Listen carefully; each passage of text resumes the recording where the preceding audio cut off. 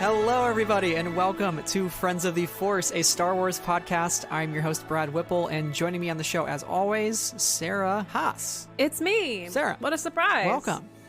How's it going? It's going very well. We got a really exciting episode today. Indeed.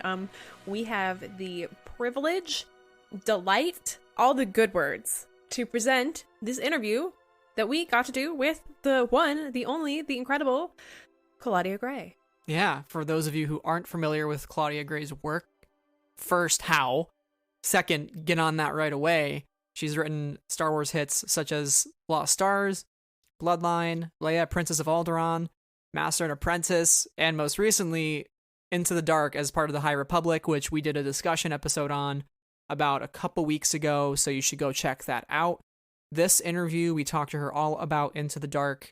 It's going to be spoiler territory, so if you haven't read the book yet, definitely go do that first and then come back to this interview. But yeah, it was super fun to get the chance to talk with her, and I'm just super excited to share it with everybody because we talk a lot about stuff Geode involved. Geode.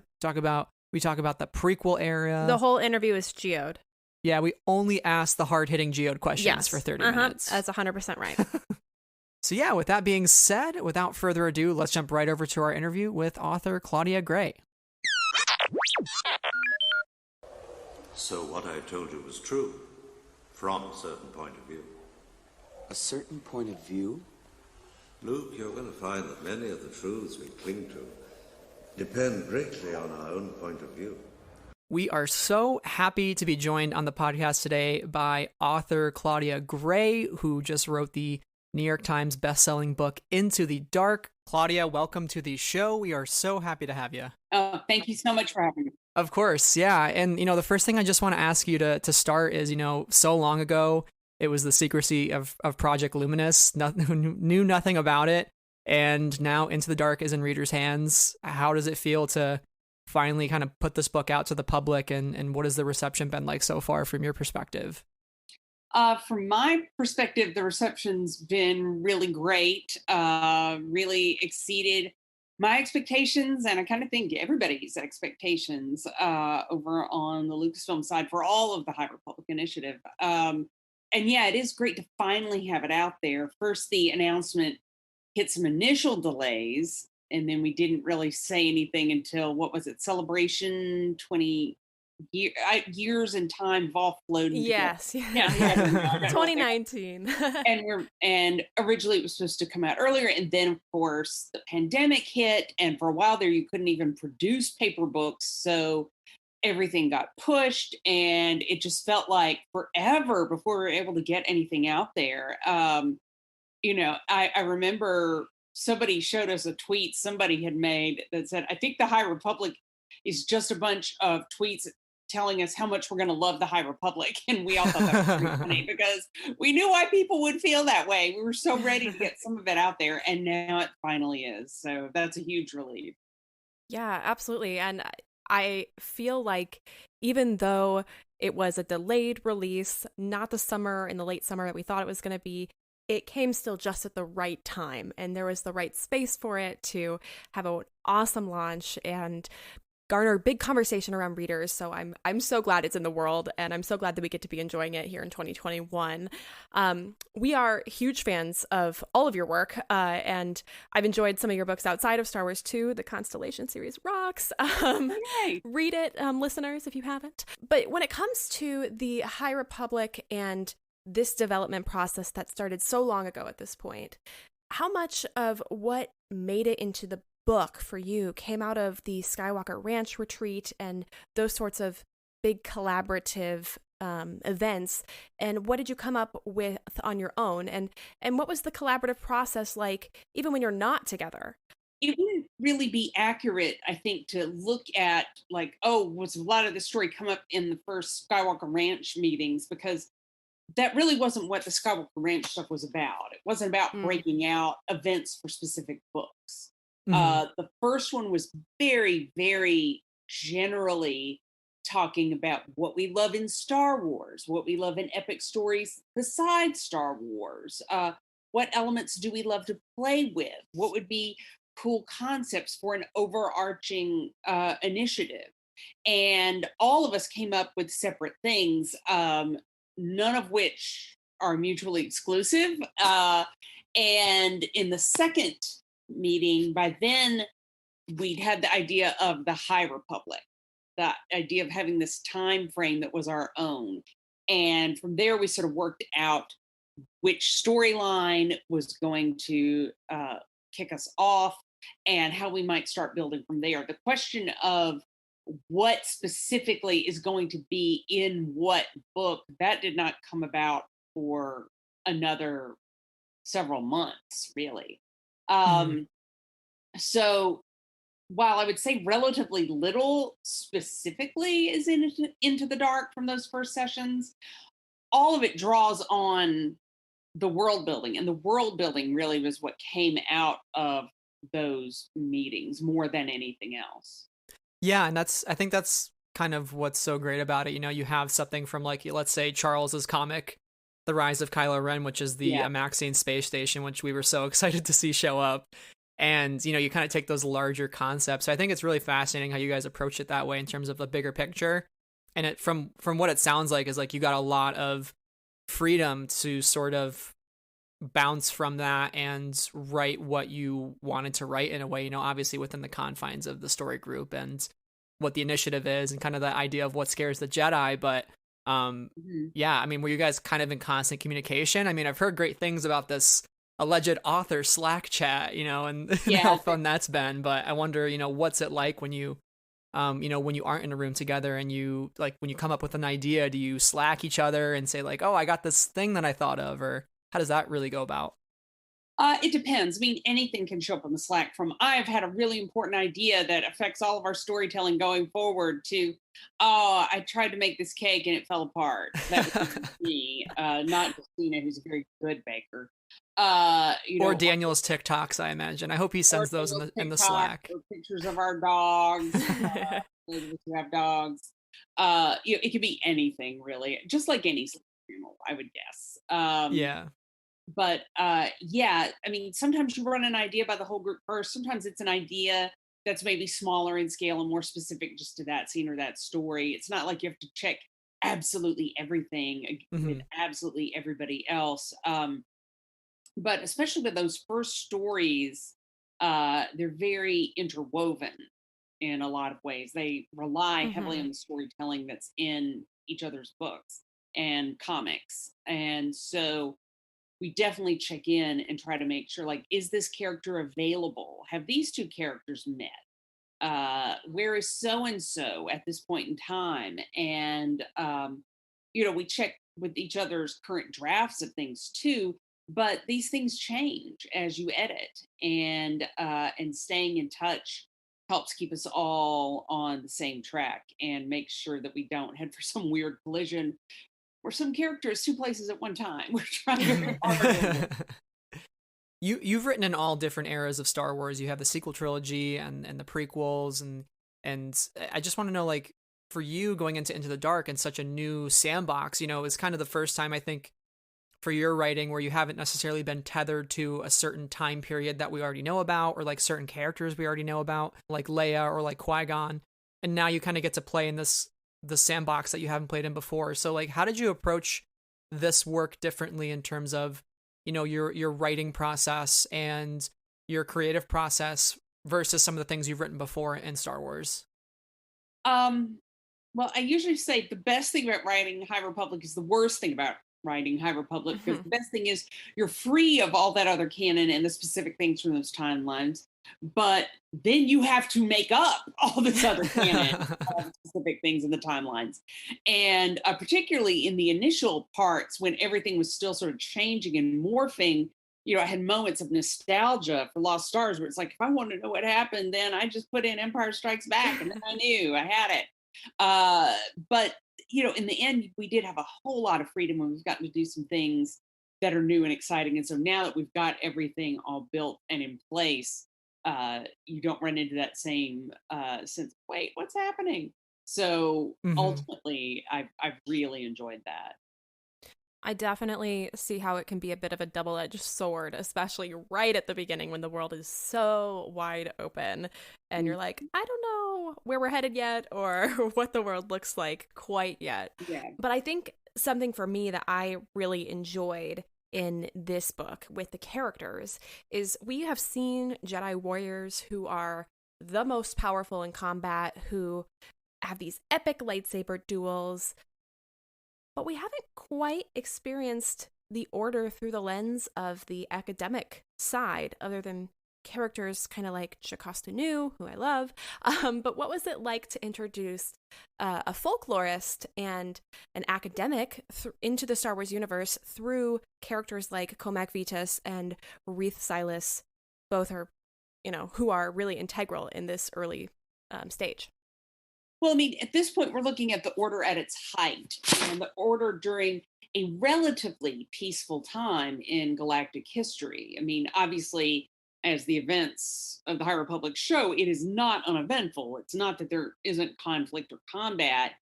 We just don't have one of the enormous galaxy-spanning wars going on that have defined all three of the movie trilogies. And so necessarily in movie trilogies, the prequels or and the Clone Wars, we've concentrated on the fighter aspect of the Jedi. And in fact, there's sort of a question whether they even have the liberty to be much of anything else, given everything that's happening in those points in time. But here we're going to have Jedi of all sorts, because the Jedi don't have to be that focused. Yeah, you still will have warriors and peacekeepers and swashbuckling adventurers, but you're going to have all sorts. I remember at Skywalker Ranch one point we got kind of tickled because we were talking about somewhere there are Jedi admins. Like there's somebody whose job it is like, yeah, I've got all those appointments scheduled. I mean, probably, but like they're going to be Jedi in all different walks of life, doing all different sorts of things. And so having people that study different cultures or who are really into the history and the lore that goes back so many millennia, you were able to have characters who really do focus on that, and that is their specialty. And hopefully it's shown that they contribute to the work of the Jedi in this period just as fully. They don't just have to swing a lightsaber, that there are a whole lot of different ways in which they're able to give to other people and communicate with other people. There are other gifts to share, and both Comac and Reath hopefully demonstrate that. Absolutely. And it really does feel like, especially for the book nerds that love all things Star Wars books, that the inclusion of bookish Jedi and these Jedi who see it from a different lens is so thrilling, and also just a delight to read on the page. So to understand the Order from a different point of view has been a really wonderful way to engage with this thing that we've come to know in one way throughout these galactic wars. Yeah, and I think too, going into the High Republic, I wasn't sure, how the Jedi would be portrayed. So I've been so happy to see that there is really a balance between all the different Jedi, and I think that's the conversation Des and Reath have. Des says that it's just as important for the Force to be balanced as well as the Jedi Order to be balanced itself, because you need, a book as much as you need a lightsaber. So, like, do you also feel like, just with what's to come in the High Republic, what's looming, all the danger that's looming ahead, do you think or feel that the Order needs intellect and wit just as much as, strength in the Force and strength in numbers? Like, is that really important for an Order that's at the height of its power? Yeah, I mean, I think that because things like that are valued and are a major part of it, that's part of why the Order is at its height. This is a point in time when the Jedi are maybe a little less dogmatic than they are by the time of the prequel trilogy. There's much more acceptance of people having different ways of interpreting the Force, interpreting their responsibilities, how they're able to serve. It's not as centralized. You do still have the Council and the Temple on Coruscant, but you have other temples as well. And this is an order that still feels very much like it is living and growing and being organic to the needs of the people around it and the identities of the people within it. And by the prequel era, some of that has been lost. They're very much sort of become the Republic's peacekeeping force, and they work very much in lockstep. And that doesn't mean they're not doing good work or that there aren't incredible people, but that full diversity of thought and action and responsibility and that sense of vocation, some of that has been lost. And I think that's part of why the order, has become weakened to the point where the events of the prequel trilogy can happen. Yeah, it feels like at this height, with something like the Wayseeker, which is an incredible inclusion in this book, that Jedi who don't fully even see eye to eye where they are, even with the diversity of thought and point of view and vocation and those sorts of things, as you said, are able to go off and have their own adventure. And your inclusion in that paragraph where you describe some of the notable Wayseekers, the minor singing sensation on Alderaan, the person who went and fought in a revolution, that was what really stuck out to me. It seems like in order to join a revolution for justice and peace, it seems like you must leave the order and be a Wayseeker, as Orla has done when, she has to trust her instincts. Do you feel that the presence of the Wayseeker is, the Jedi Order not fully living up to its ideals of peace and justice?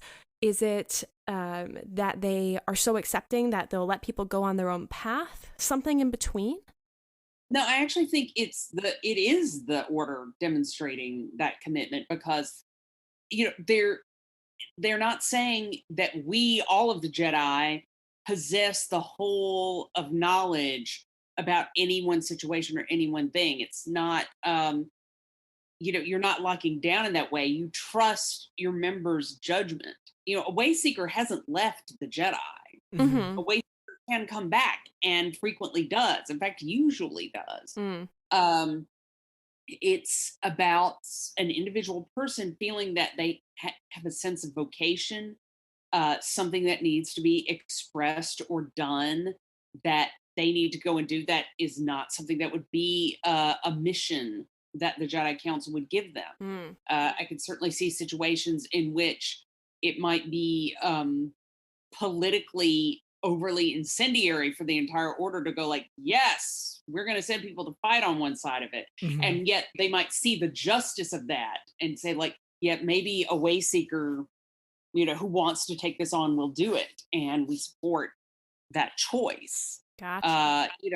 It's about the flexibility and fluidity, relatively speaking, of the order in this era. And I personally, I think that's one of its strengths. And that's one of the reasons why the organization is able to really retain that integrity, because you don't have people sort of gritting their teeth and going, okay, this is what they said. So, or this is as far as our mandate goes. We have to stop. You really have people be, fully, deeply committed as individuals.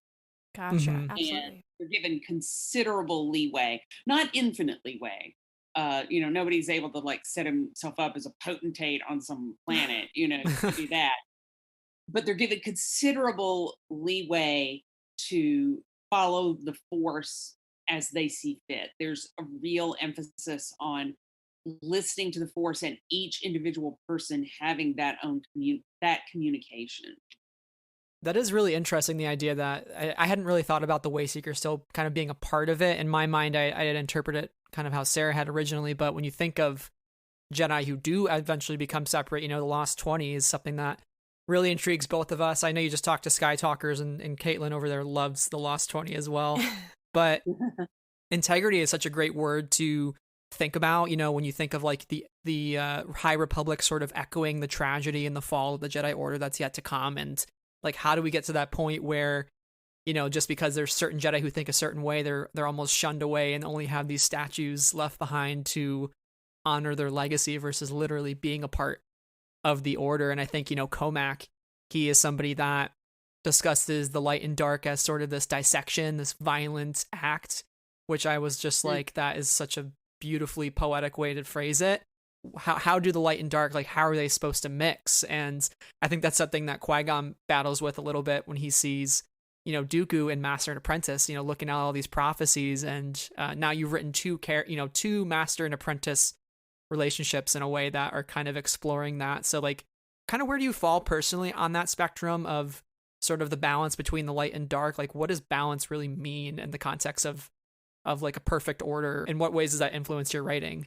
I think what's most important is that in the era of the High Republic, each Jedi is allowed to search for those answers. And Comac's search is taking him to a place that really is much more separate from the Jedi Order than anything, for instance, that we get from Orla Jareni during it, even though she's the one who's become a way seeker. And I think this reflects his own individual struggle, and the fact, when there isn't as much dogma, you are going to have more people asking more and more fundamental questions, and coming up with even more radically different interpretations. And Comac is probably much more than he seems on the outside, internally much more on this unusual path, because he's really asking, one of the fundamental precepts is, the Jedi serve the light and shun the dark. And he's really asking whether that's a thing they could or should do. And I think it's going to be interesting to watch him continue to grapple with that. Yeah, because there's even still this loyalty that Orla has, and she's a little worried about Comac, because they go back so long. So, Right. You really do see that connection, but it's almost starting to crack away. Which, Star Wars is tragedy in all ways. We're all worried about what's to come, given all the stories we've read so far. But speaking of something that's maybe a little more lighthearted, we love Geode. We think Geode is probably the best character in all of Star Wars at this point. And what better kind of character to be than this sort of wild man? And he goes along all these adventures with Leox. But what was it like to kind of subvert expectations and make Geode the wild man versus like Leox? Because I think Leox kind of wants to play it safe sometimes and get out of Dodge when the going gets rough, but Geode's there on the front lines. He's saving lives. Yeah, Leox, I would say, is more just incredibly laid back. Yeah. I think he wound up with a definite helping of the dude from The Big Lebowski and his personality. He doesn't lack for courage or curiosity or any of those things, but he's chill. He just is. And Geode was tremendous fun to play with because, all of it is sort of a play on the fact that people who don't express a lot, we tend to sort of read things into. And it was interesting Geode's personality and his exploits are very, very real, but it was fun to look into ways in which the non-reaction is the reaction. Exactly. Yes. Yep. When it was like Geode's silence spoke volumes or something. Yeah, I think like you wrote. all the ways in which the stillness or the silence reads as a reaction or a thought, because there are tons of ways in which that's true. And I hadn't even really gotten into it totally when I started with Geode, and I realized, oh my gosh, like there's so many things that you can have this guy do without appearing to do anything.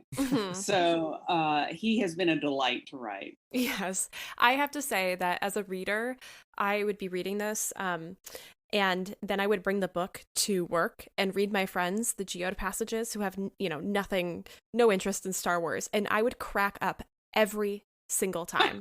And so would my friends. They're like, what are you reading? And I was like, it's the Star Wars book. You should try it. And I think I've perhaps gotten a few more people closer to converting to, enjoying Star Wars and Star Wars reading. So Geode build that bridge. Exactly. He's the connections. He's the rock foundation of it all. Exactly. Yes, absolutely. Well, we can't wait to see more Geode. We hope he's in every book, comic, and everything that's to come. you know, we've got Geode, we've got Leox, and the other key member of the vessel crew is Affy, and she has a really interesting story in this book that ultimately ends with her turning in her foster mom. And you've now brought up forced labor through slavery and indentured servitude in both Master and Apprentice and Into the Dark.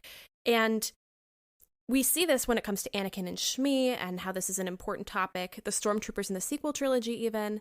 While the Republic acts on Affy's evidence of indentured servitude in the Bind Guild really quickly, it's likely that, you know, the Bind Guild is not the only offender, not the only person who's taking advantage of others in that way. So why did you feel that this was an important topic to include in this book? And does it tell us something about the greater galaxy out in the Outer Rim? Well, I mean, as we know, slavery and indentured servitude, as far as I know, and I believe this is true, continues to exist through the sequel trilogy. It never goes entirely away. Slavery is illegal in the Republic, but there are all these people who do business with the Republic, who come in and out of the Republic. You know, there's a lot of bleed over. It's not like, you know, strict borders with crossings Sure. that you have. So, yeah, I mean, it's a thing that is deeply troubling about the Star Wars universe, and also something that you haven't seen attacked in the Star Wars universe as much as you would maybe like to see. You know, I mean, it's one of the big things in the Phantom Menace is your Qui-Gon isn't there to free the slaves. He would like to. He can't. That's not his mandate. And you know, how do we get to this point? How do we get to this place? What's going on? So, yeah, it's just something that I feel like is important to highlight and show. And in some ways, it both shows the integrity of the Republic in that, you know, they don't allow this thing that is so commonplace in so much else of the galaxy. But also just, I don't know, just the incredible diversity of experiences that are possible within that world. There are some really, there are true terrible things out there. There is true darkness. It's not all, you know, guys wearing, you know, cool black robes and having red lightsabers. You know, darkness takes a lot of forms. Absolutely, and it definitely feels really valuable and important in both of the books that you've talked about it in, because we have such a reverence for the Jedi, and we, you know, as fans in the pop culture zeitgeist, you know, are so focused on the goods of this galaxy when there is a lot of, you know, less wonderful things that are happening, and I want to say I appreciate you talking about this stuff, because I love it when Star Wars digs deep and gives us more than we expect or have explored before. Great. Well, to wrap up here, Claudia, I'd love to ask you a couple of rapid fire questions to close out the show. So my first question for you is going back to Geode. So my hope is that him and Leox eventually make a trip to the Outlander Club. That's just my thought process here. But I know he's a wild man. I got to imagine he's done a couple of fun parties in his day. I want to know, like, what would be his drink of choice, both in the Star Wars galaxy or even in our own universe? Like, what do you feel like Geode's fancy is? Like, what does he get at the bar when he's hanging out with his friends? I know it's on the rocks. Of course. You know, honestly, Geode's drink of choice would probably be something no human would want to ingest. I'm not sure luck finding it at bars. You know, it probably would be something closer to, like, you know, mercury in its liquid state than you know, bourbon and rye. So that's a good point, because we can't say his name if we have a mouth. So his real name. Exactly. He doesn't imbibe the same way that more classically shaped animal life forms do. These are the hard hitting questions here. So my question is, Reith Silas, we know he's a big reader. He loves the academic texts. I'm waiting for, Lucasfilm Press, Del Rey to publish Comac Vitus's academic papers. I would eat those up. But what would Reith Silas's favorite book be in our real world? I mean, honestly, it's probably something super nerdy, I mean, for fiction, he'd probably be a big Tolkien fan. Because there's so much world to dive into there, languages.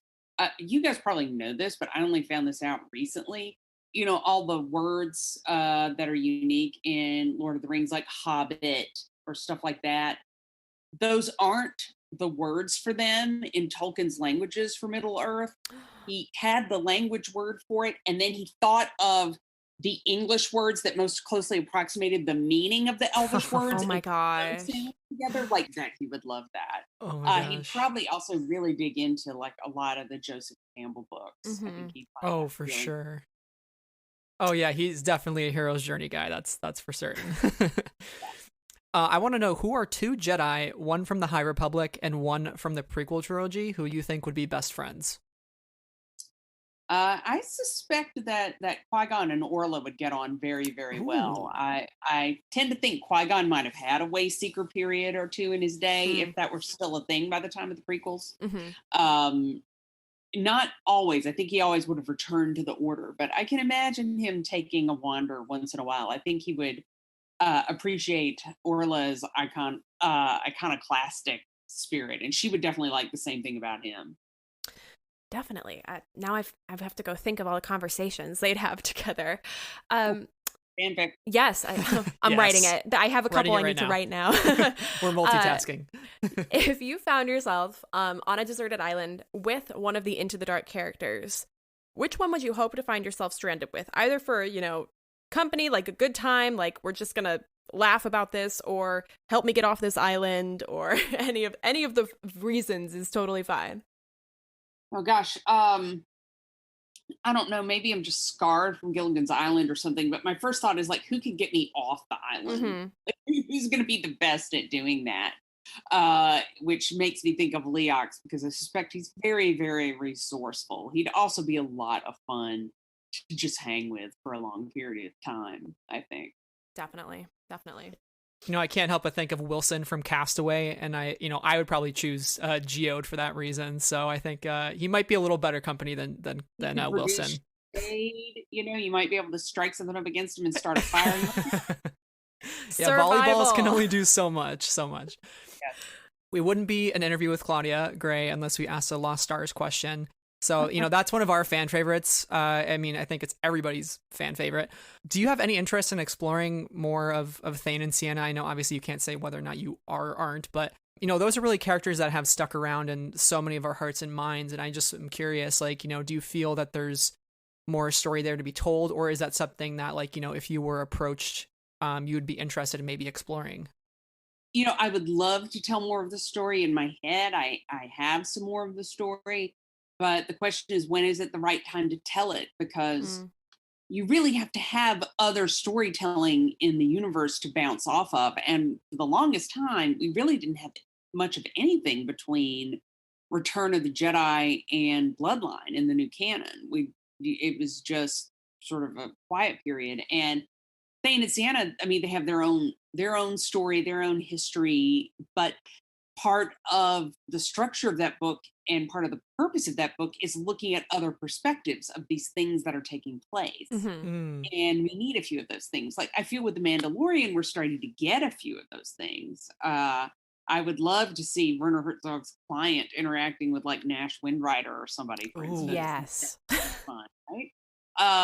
But I don't know when that time's going to come. I don't know if and when Lucasfilm is going to ask me for that. If they ever do, and I'm in a place where I can do it, I will do it. Well, we will be here to read it. Yes, and we hope that we'll continue to get stories in that really interesting time period between Return of the Jedi and The Force Awakens, because now we've got the Alphabet Squadron trilogy, the yeah. Aftermath trilogy. So we've got some of the stuff is coming. It's there. It's so I'm really interested to explore that time period even more. So Lost Stars Fantastic. 2, we'll be hoping.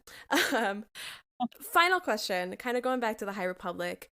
What does the High Republic, Project Luminous, mean to you, whether it be, you know, personally, in your career, or narratively within what's going on in the story?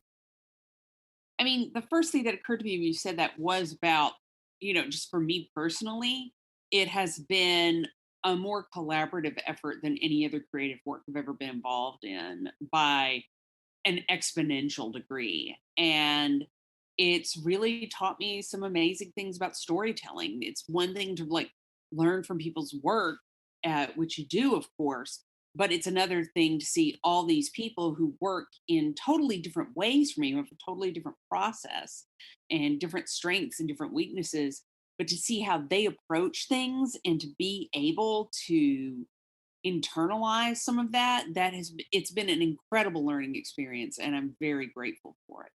Absolutely. That's awesome. Yeah, I mean, we're all very grateful for it too, and I think the High Republic is drawing in a lot of new Star Wars fans, bringing back a lot of old ones, and just, you know, reinvigorating, you know, the people who've just loved these stories the whole way through. So thank you for all the work that you do, and again, congrats on being a New York Times bestselling author again for Into the Dark. That's awesome.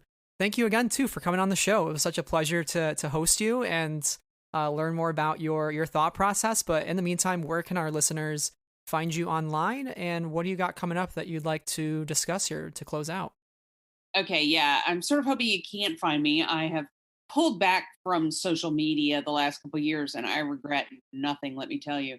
But there's claudiagray.com. That's Gray with an A. The website is badly in need of updating, but it's there, and it has links to the different social media platforms. And some things like Twitter or Facebook, those are just kept up by my assistant, and they let you know about releases. And when we eventually have events again, they'll let you know about that. I'm more active on some platforms like Instagram or Tumblr, by which I mean to say not that I'm super active on them, just that I do periodically see them.